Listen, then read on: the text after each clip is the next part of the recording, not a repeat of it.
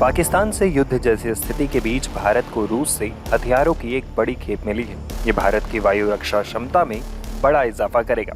दरअसल रूस ने भारत के लिए अत्याधुनिक इग्ला-S एयर डिफेंस मिसाइलों की नई खेप भेजी है। इन्हें अग्रिम मोर्चों पर तैनात किया जा रहा है ताकि दुश्मन के लड़ाकू विमान, ड्रोन और अटैक हेलीकॉप्टर को बेहद करीब से मार गिराया जा सके। इन मिसाइलों की आपूर्ति 250 करोड़ रुपए के विशेष खरीद अनुबंध के तहत की गई है, जिसे भारतीय सेना ने रूस के साथ साइन किया था। ये सौदा तत्काल परिचालन जरूरतों को ध्यान में रखते हुए किया गया है ताकि बॉर्डर एरियाज में वायु रक्षा को और सुदृढ़ किया जा सके। इस इन्वेंट्री बूस्ट से पाकिस्तान के साथ पश्चिमी मोर्चे पर सेना की मिसाइल क्षमता और मजबूत होगी।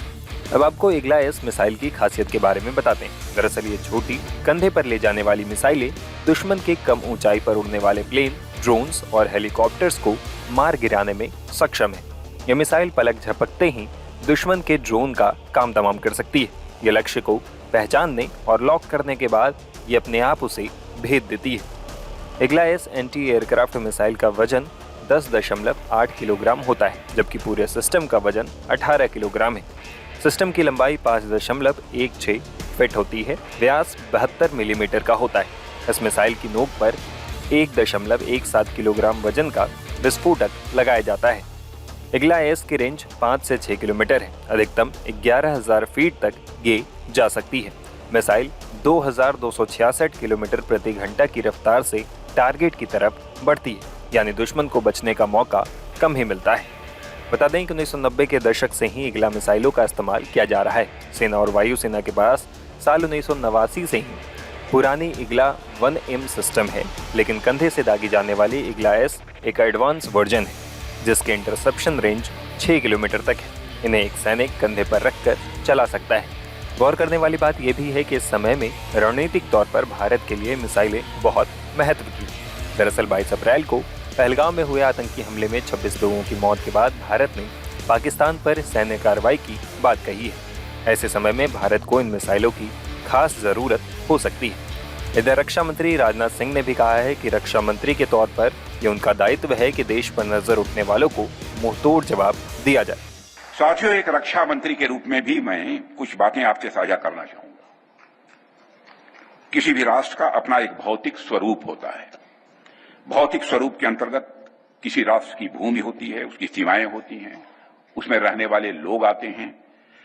तो वहीं दूसरी तरफ राष्ट्र का एक अपना आत्मिक स्वरूप भी होता है, जिसके अंतर्गत राष्ट्र की संस्कृति, उसके विचार और उसके मूल्य आते हैं। एक राष्ट्र के रूप में भारत के भौतिक स्वरूप की सुरक्षा हमारे वीर सैनिकों ने हमेशा की है। तो वहीं पर दूसरी तरफ भारत के आध्यात्मिक स्वरूप की रक्षा हमारे ऋषियों और मनीषियों ने की है।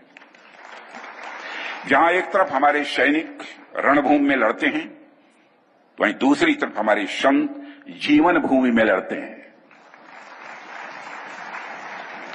साथियों, एक रक्षा मंत्री के रूप में मेरा दायित्व है कि मैं अपने सैनिकों के साथ मिलकर देश की सीमाओं की सुरक्षा सुनिश्चित करूं।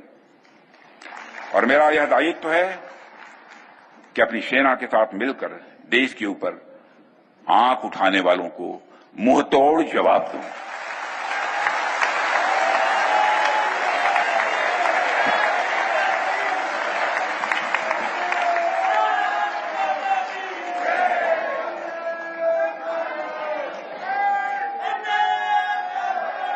और आप सभी हमारे प्रधानमंत्री नरेंद्र मोदी जी को अच्छी तरह जानते हैं।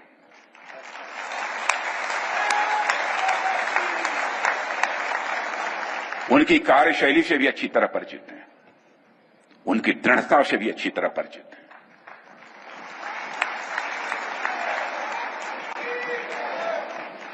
जोखिम उठाने का भाव किस तरीके से उन्होंने सीखा है अपने जिंदगी में। मंत्री मोदी जी के नेतृत्व में जैसा आप चाहते हैं वैसा हो कर रहे हैं।